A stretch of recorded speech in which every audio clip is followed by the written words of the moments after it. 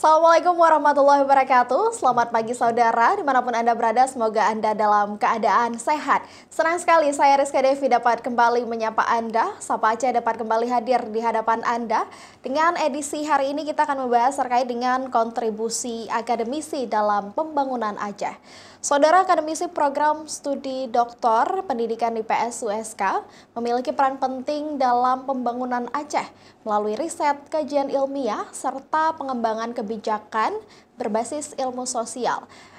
Kemudian selalu dihadapkan dengan berbagai isu-isu krusial seperti efisiensi anggaran, optimalisasi dana otonomi khusus, serta kebijakan pertambangan yang memang baru-baru ini melibatkan kampus. Itu perlu dikaji lebih dalam apakah memang untuk memastikan dampaknya ini untuk kesejahteraan masyarakat Aceh. Nah, untuk membahas hal ini secara lebih lengkap, sudah hadir di studio Kompas TV Aceh, Ketua Program Studi Doktor Pendidikan IPS USK, Bapak Dr. Muhammad Aulia, SPD MT Solema. Assalamualaikum Bapak, selamat pagi. Selamat pagi. Apa kabarnya Bapak? Alhamdulillah baik. Baik, terima kasih Bapak sudah bergabung bersama kami. Bapak, sebenarnya kalau kita bicara terkait dengan peran akademisi, tentunya khususnya di program studi doktor pendidikan IPS di USK ini, sebenarnya bagaimana kontribusi nyata akademisi ini terhadap pembangunan Aceh? Sebagaimana apa yang kami geluti dan kami pahami, sebagai ada 3 tridharma pendidikan tinggi yang selalu kami pegang, yaitu pendidikan, penelitian, dan pengabdian masyarakat. Di 2 aspek penelitian dan pengabdian masyarakat itulah terinterseksi peran kami dalam masyarakat. Artinya semua akademisi, khususnya Universitas Shah Kuala sebagai jantung hati rakyat Aceh, itu selalu sangat ingin membuka diri ya untuk berkontribusi terhadap proses pembangunan Aceh dari masa-masa sebelumnya sampai saat ini. Tapi sebenarnya bentuk kontribusinya itu dalam bidang apa aja khususnya Pak, kalau di program IPS? Banyak sekali sebenarnya. Yang kami lakukan adalah dalam bidang pendidikan adalah kami mengembangkan professional development, pengembangan profesionalitas pegawai negeri, katakanlah seperti itu, pada berbagai instansi di bawah naungan pemerintah Aceh. Namun juga kami juga membantu berdasarkan permintaan dan isu-isu yang menarik selama ini.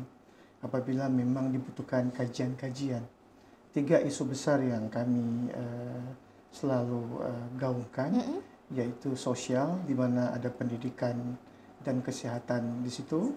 Setelah itu ada tata kelola pemerintahan yang transparan dan akuntabel, dan yang terakhir adalah pengembangan ekonomi. Artinya menariknya di program studi doktor pendidikan IPS, kami bisa melibatkan seluruh pakar-pakar, guru-guru besar, dan doktor yang ada di seluruh USK, karena kami merupakan sebuah program studi yang multidisipliner, di mana kami sesuai dengan isu yang dipilih akan bisa melibatkan para pakar sehingga mereka bisa terlibat langsung memberikan kontribusi kepada berbagai instansi dan berbagai pemangku kepentingan di Aceh. Tapi sebenarnya kalau tadi kita bicara soal 3 isu besar yang memang digaungkan oleh terutama akademisi yang berada di program studi doktor ini, tapi sebenarnya ada nggak sih Pak strategi yang memang digaungkan untuk akademisi ini supaya memang kebijakan yang dirumuskan nantinya itu lebih efektif gitu atau lebih berkelanjutan? Semua tergantung kepada tren dan kepakaran keilmuan yang memberikan prioritas kepada masyarakat. Ya.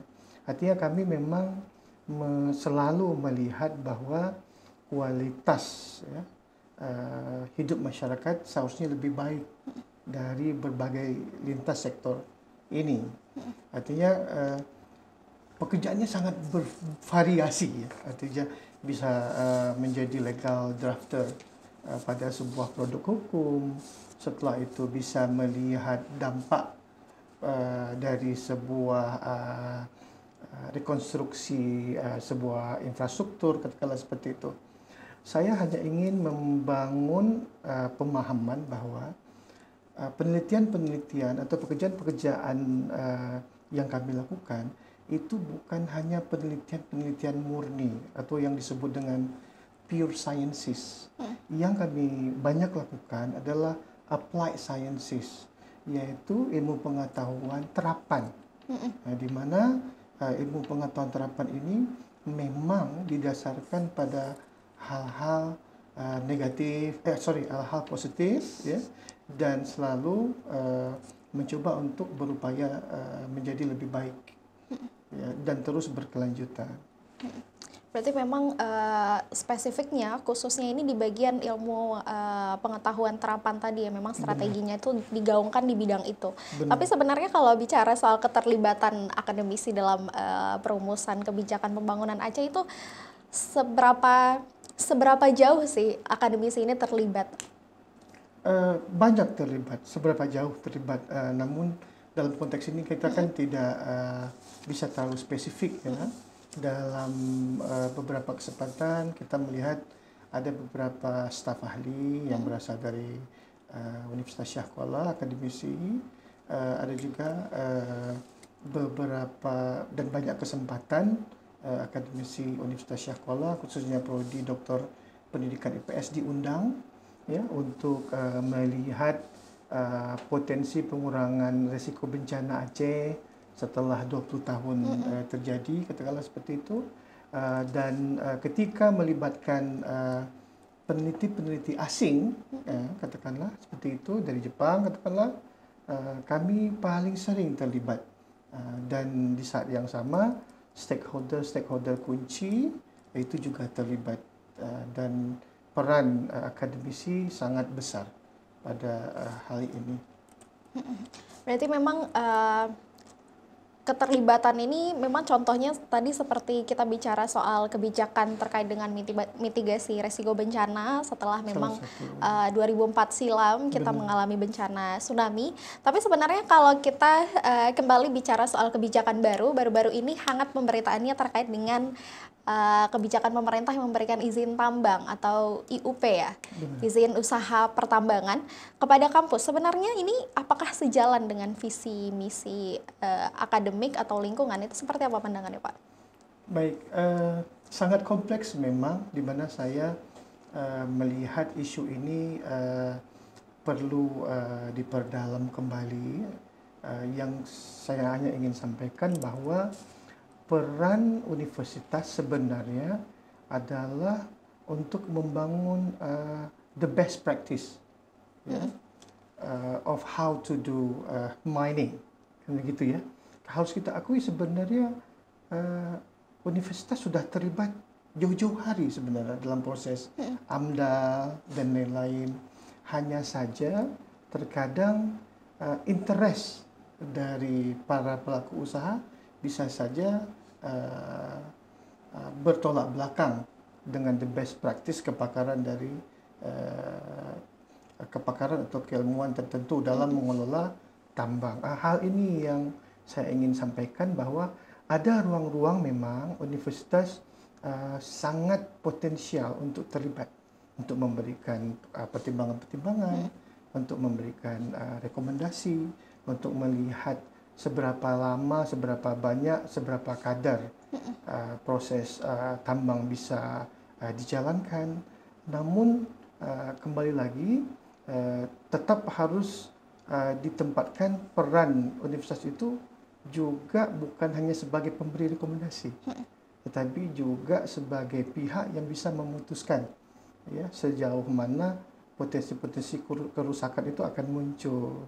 Setelah itu di aspek yang lain, kami Prodi Pendidikan IPS juga ingin menyampaikan bahwa jangan melihat proses tambang ini sebagai proses yang murni kegiatan praktik geologi, ya, atau praktik teknik saja, karena banyak sekali aspek-aspek sosial budaya yang terlibat, dan di situ peran universitas akan sangat-sangat banyak sekali untuk melihat dampak, untuk melihat bagaimana tingkat penerimaan, untuk melihat seberapa baik sudah kualitas kehidupan masyarakat di sekitar tambang.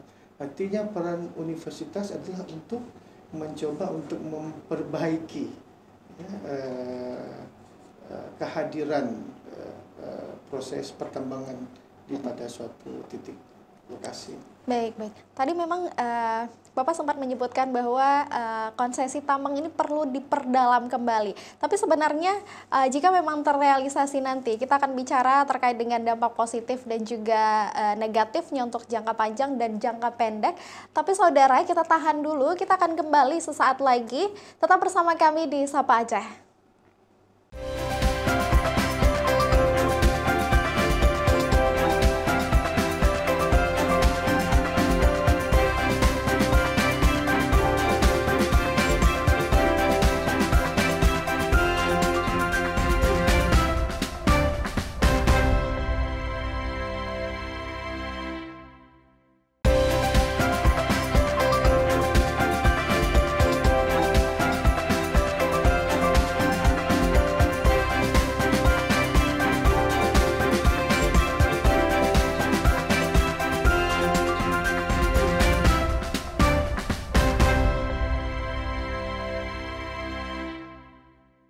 Saudara, terima kasih Anda masih bersama kami dalam Sapa Aceh. Kita masih membahas seputar tema kontribusi akademisi dalam pembangunan Aceh. Tadi sebelumnya, di segmen sebelumnya kita sempat membahas terkait dengan dampak yang memang akan ditimbulkan ketika memang Universitas Siak Kuala memiliki izin untuk pengelolaan tambang. Nah, kalau bicara dampak, Pak, kita lanjutkan. Sebenarnya dampak positif jangka pendeknya itu apa sih untuk kampus?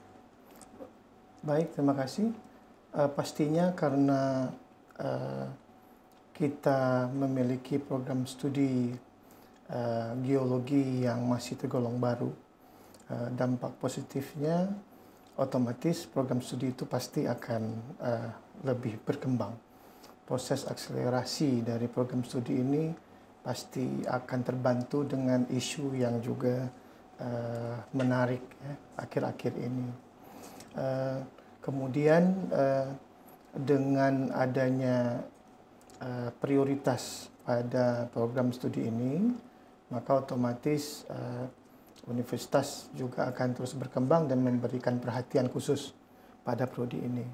Namun ketika kita bicara terkait tambang, bukan hanya pada prodi ini saja, seperti yang saya sampaikan sebelumnya bahwa prodi pendidikan doktor pendidikan IPS juga bisa terdampak positif, di mana kami dengan 10 konsentrasi sosiologi, politik, administrasi publik dan lain-lain itu juga akan memperhatikan isu-isu tambang yang ada di masyarakat dan membuat kajian-kajian, ya, yang bisa membantu universitas untuk bisa mengelola konsesi tambang yang penuh dengan due diligence.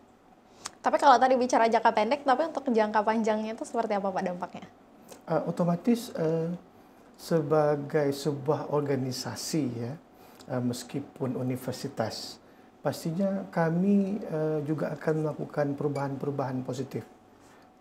Karena ini merupakan peran yang baru kami lakukan. Pastinya secara internal, saya yakin Bapak Rektor, Bapak Wakil Rektor, dan jajaran pimpinan rektorat itu akan mencoba untuk melakukan kajian-kajian dan akan membentuk tim dan melihat bagaimana proses pengelolaan tambang di konteks-konteks bukan hanya Aceh, Indonesia, bahkan di mancanegara, di luar sana. Bagaimana idealnya proses pertambangan itu tidak memberikan kehancuran lingkungan, tidak menghadirkan potensi-potensi konflik baru, baik itu horizontal maupun vertikal. Secara jangka panjang pasti kami akan melakukan hal-hal pencegahan terhadap itu dan terus fokus pada pembangunan ekonomi melalui proses pertambangan. Baik, berarti memang kalau jangka panjang di sini rencananya memang akan lebih fokus pada kajian-kajian kemudian membentuk tim untuk memang menjaga atau memastikan pengelolaan tambang ini berjalan dengan baik nantinya. Baik. Tapi sebenarnya kalau bicara tambang tentu ada dampak negatifnya nih dari pemberian izin tambang kepada kampus atau dampak negatif terhadap kesejahteraan ataupun pembangunan Aceh. Sebenarnya Pak, kalau bicara dampak ini, bagaimana Bapak melihat dampak negatif terhadap izin tambang ini? Pelaku ekonomi adalah gabungan orang-orang yang selalu berpikir bagaimana menghasilkan profit lebih besar. Pastinya pasti terjadi trade-off. Ya. Trade-off itu artinya pasti ada pemberian prioritas sehingga membangun kompensasi terhadap prioritas yang lain. Hal ini yang perlu kami akademisi atau universitas tanamkan.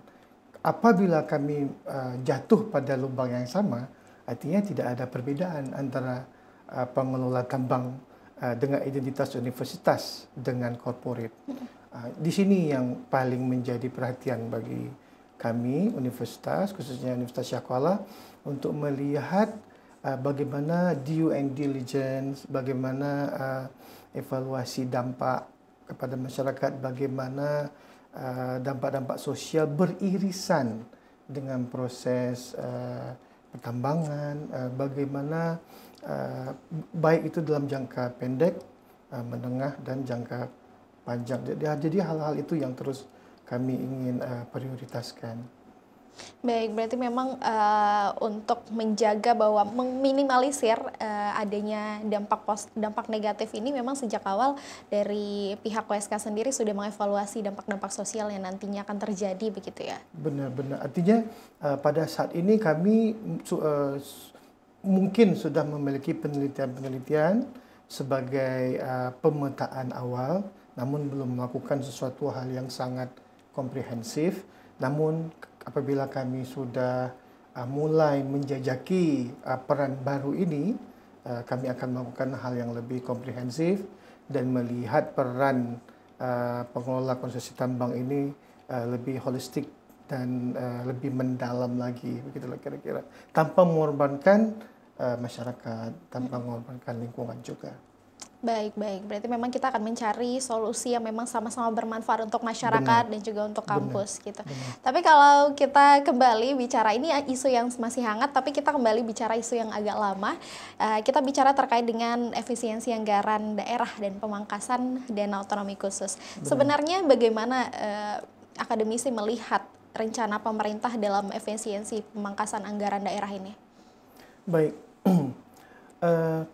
Secara personal atau organisasional ini? Kita ke personal terlebih dahulu.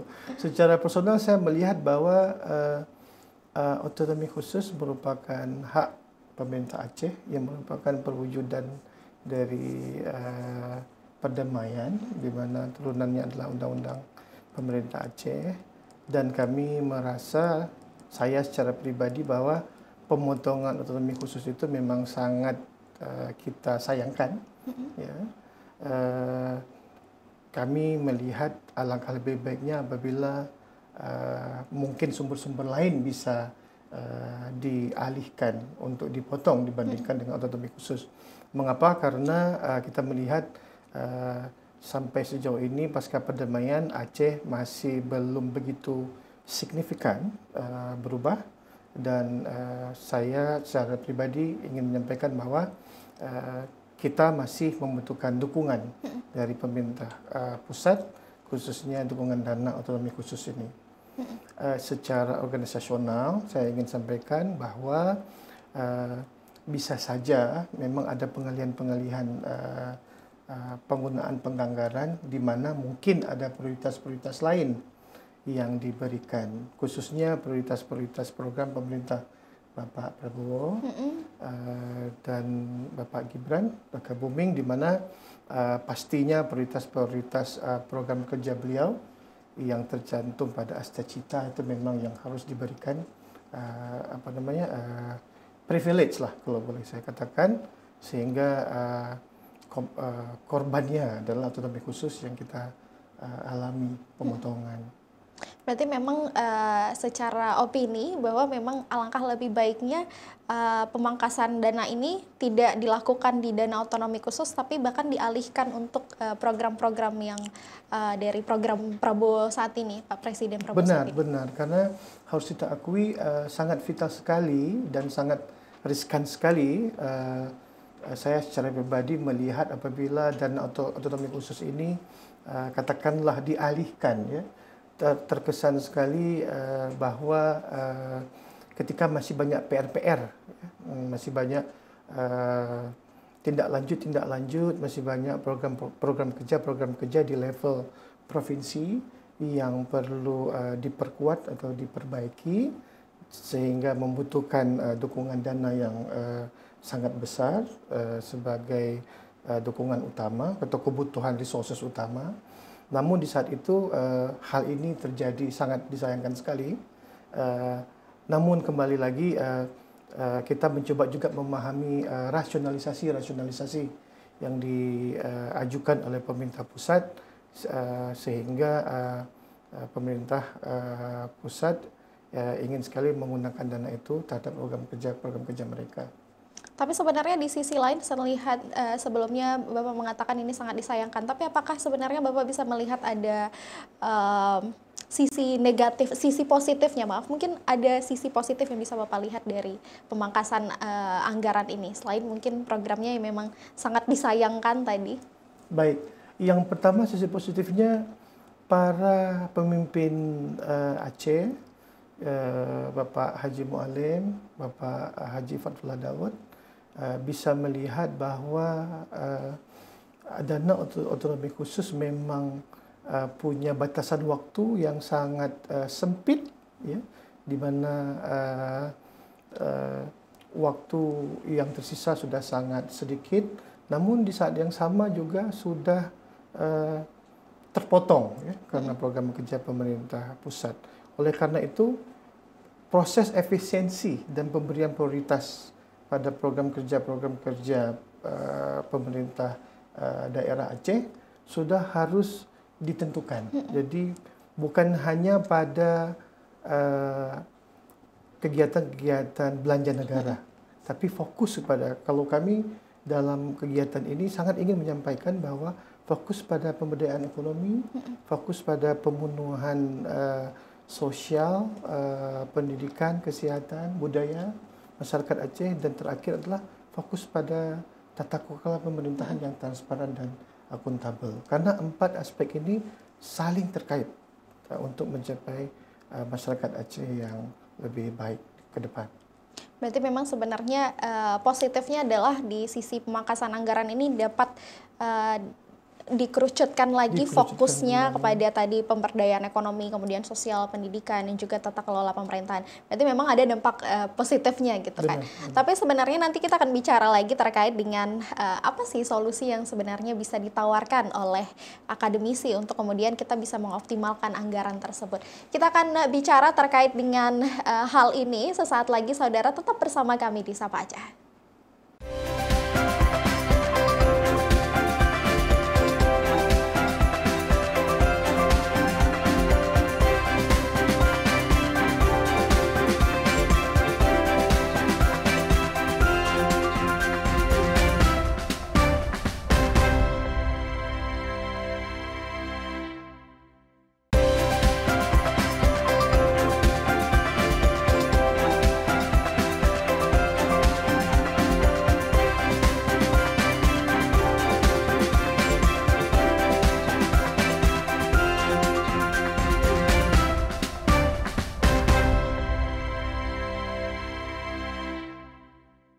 Saudara, terima kasih Anda masih bersama kami dalam Sapa Aceh. Kita masih membahas seputar dengan tema kontribusi akademisi dalam pembangunan Aceh.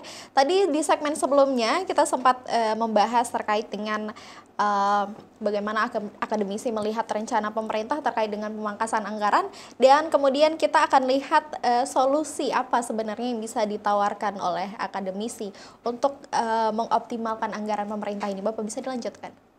Baik, menurut kami saat ini dengan situasi yang terjadi, alangkah lebih baiknya pemerintah Aceh sudah mulai memikirkan keberlanjutan jangka panjang terhadap program kerja mensejahterakan rakyat Aceh.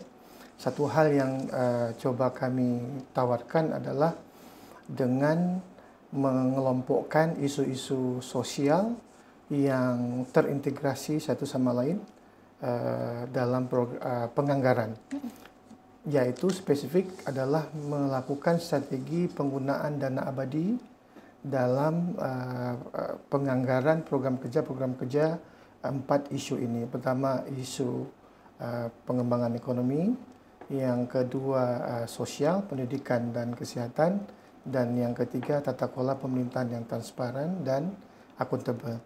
Pemerintah Aceh harus bisa menyusun sebuah atau mempersiapkan sebuah dana abadi, di mana dana abadi itu bisa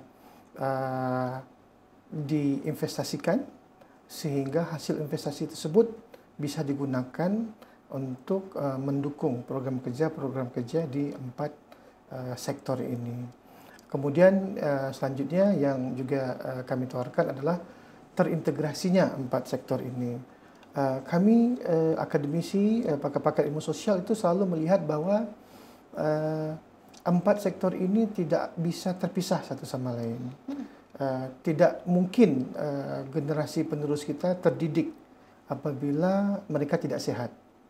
Tidak mungkin tata kelola pemerintahan itu baik apabila masyarakatnya, ekonominya tidak baik. Nah, jadi keempat sektor ini selalu bersinggungan. Sebenarnya program kerja ini sudah diadvokasi oleh lembaga-lembaga UN, penelitian-penelitian, dan pakar-pakar di berbagai konteks dan negara. Hanya saja sudah terputus ketika kita dianggap sudah berdaya pasca rehabilitasi dan rekonstruksi gempa dan tsunami Aceh. Tapi sebenarnya tadi kita bicara soal 4 isu ini saling bersinergi gitu, tidak bisa dipisahkan. Tapi selain solusi dari dana abadi ini, apakah ada solusi jangka pendek yang memang bisa ditawarkan apabila memang pemangkasan anggaran ini terrealisasi dalam waktu dekat? Otomatis para pengambil kebijakan harus benar-benar menggunakan mindset long term base. Artinya mereka harus tidak lagi memikirkan benefit dalam jangka pendek lagi. Artinya karena waktu yang sudah terbatas dan otonomi khusus yang sudah terpotong, otomatis mereka harus memikirkan program-program jangka panjang yang juga berdampak jangka panjang. Okay. Seperti apa itu, Pak? Sulit memang untuk memahami apa yang baru saya sampaikan, ya.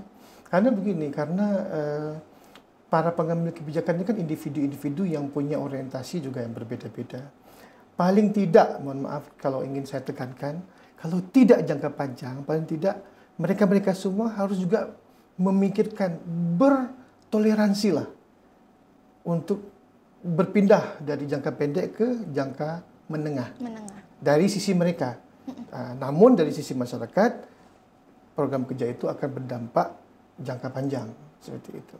Artinya secara spesifik katakanlah tidak lagi terlalu menghabiskan dana untuk program-program infrastruktur, katakanlah seperti itu. Karena pemanfaatan infrastruktur yang ada itu lebih baik dioptimalkan daripada membangun sebuah infrastruktur baru, katakanlah seperti itu. Dan disitulah kajian-kajian dari akademisi atau universitas dapat dioptimalkan. Tapi sebenarnya kalau bicara tadi terkait dengan dialihkan dana dari infrastruktur ini kepada hal-hal atau program-program yang lebih dapat diprioritaskan, apakah sebenarnya akademisi ini punya peran untuk kemudian memberikan perumusan atau ide terkait dengan hal itu? Sudah banyak sekali kami atau akademisi pakar memberikan strategi-strategi, feedback, ya, ide dan lain-lain. Namun kembali lagi bahwa pemerintah daerah dan pengambil kebijakanlah yang memutuskan. Terkadang hal ini sering muncul kontradiktif, ya, antara apa yang diputuskan dengan apa yang dihasilkan oleh kajian-kajian. Dan hal inilah yang perlu dipahami oleh segala pihak bahwa perlu ada satu titik temu di mana mungkin titik temunya itu adalah semuanya bertumpu bisa saja pada interest di jangka menengah. Baik. Tapi kalau secara umum, tadi spesifiknya kita bicara soal infrastruktur, pengalihan program dari infrastruktur. Tapi kalau secara lebih luas, sebenarnya contoh penelitian atau kajian yang memang sudah dilakukan oleh akademisi ini, kemudian diterapkan ke dalam program pemerintah, seperti apa contohnya, Pak? Contoh misalnya di saat yang sama ketika wilayah-wilayah tertentu yang punya komoditas itu membangun manufaktur-manufaktur, pabrik-pabrik terhadap komoditas tersebut. Katakanlah di satu daerah punya komoditas tertentu, dibangunlah sebuah katakanlah pabrik atau sebuah manufaktur di situ. Di saat yang sama, masyarakat-masyarakat di sekitar itu juga diberdayakan dengan program-program pendidikan, kesehatan, dan pelayanan, intervensi pelayanan publik yang baik, katakanlah seperti itu. Otomatis itu bisa menjadi pilot project, katakanlah seperti itu. Artinya pemerintah Aceh sudah harus melihat titik-titik di mana manufaktur-manufaktur terhadap komunitas-komunitas tertentu itu perlu dibangun. Tapi di saat yang sama juga memikirkan sektor-sektor yang lainnya di saat bersamaan. Integrasi inilah yang saya pikir sangat dibutuhkan bagi situasi saat ini. Berarti memang harus ada program yang kemudian dibangun, tapi harus ada prioritas. Bersamaan di antara empat sektor ini, benar. Oke, baik-baik. Tapi sebenarnya kalau tadi kita bicara soal solusi, sebenarnya langkah konkret yang memang harus diambil supaya memastikan bahwa pembangunan di Aceh ini yang berbasis riset, khususnya kalau di USK sebagai lembaga pendidikan begitu, kalau berbasis riset dan juga kebijakan yang lebih inklusi atau lebih transparan, itu seperti apa, Pak, untuk kesejahteraan masyarakat? Sebenarnya banyak kami memberikan rekomendasi-rekomendasi, hanya saja harus kita akui mungkin konsentrasi kita bersama untuk bekerja itu belum mendapat momentum. Saya pikir saatnya ini adalah momentum yang terbaik bagi Bapak Gubernur dan Bapak Wakil Gubernur Aceh yang baru untuk bisa merangkul semua pihak. Artinya semua kita rakyat Aceh bersama-sama saling merangkul untuk bergerak ke arah yang lebih baik mulai saat ini. Saya pikir ini adalah momentum. Jadi tidak hanya gerakan-gerakan positif yang dilakukan oleh beberapa kelompok, sedangkan kelompok yang lain tidak melakukan hal yang sama seperti itu. Jadi mungkin inilah momentum yang baik bagi kita semua demi Aceh yang lebih baik. Terakhir Pak, sebelum kita tutup, singkat saja, bagaimana harapan dan juga pesan Bapak untuk mahasiswa atau akademisi muda yang memang supaya lebih aktif lagi terhadap riset yang berdampak pada kebijakan atau kesejahteraan Aceh ini? Singkat saja Pak. Baik, terima kasih. Kami berharap kepada para akademisi muda untuk terus dengan jejaring yang Anda miliki, dan kepakaran dan keilmuan yang Anda miliki, diseminasikan hasil produk keilmuan Anda dan expose-lah hasil produk keilmuan Anda dan keterampilan yang Anda miliki ke khalayak umum atau ke publik, ya. Artinya sebenarnya banyak keilmuan dan kebakaran yang sudah diciptakan. Hanya proses diseminasinya itu tidak didengar atau tidak diketahui oleh khalayak umum. Akhirnya proses pembangunan berjalan di jalur titik X dan proses pengembangan pengetahuan di universitas berjalan di titik Y atau Y. Akhirnya tidak bertemulah antara pengembangan ilmu pengetahuan dan teknologi dan kebijakan-kebijakan pembangunan daerah dan nasional. Saya pikir perlu kita mencoba untuk mengkonvergensikan ya dua titik ini, dua arus ini dari hulu ke hilir, sehingga dengan mengkonvergensikan dua arus ini, proses pembangunan akan lebih masif terasa bagi masyarakat Aceh. Baik. Berarti kita berharap memang peran aktif dari akademisi ini, terutama untuk program IPS di USK ini, semoga memang dapat membawa peluang yang besar, tentunya untuk kampus dan juga kesejahteraan masyarakat. Bapak, terima kasih sudah bergabung bersama kami di Sapa Aceh. Baik, saudara, terima kasih Anda sudah menyaksikan Sapa Aceh dalam tema kita pada hari ini, kontribusi akademisi dalam pembangunan Aceh. Terima kasih Anda sudah menyaksikan Sapa Aceh. Jangan lupa saksikan tayangan kami di hari Senin dan juga Kamis pada pukul 6 di Kompas TV Aceh. Saya Rizka Devi pamit undur diri. Sampai jumpa. Wassalamualaikum warahmatullahi wabarakatuh. Waalaikumsalam.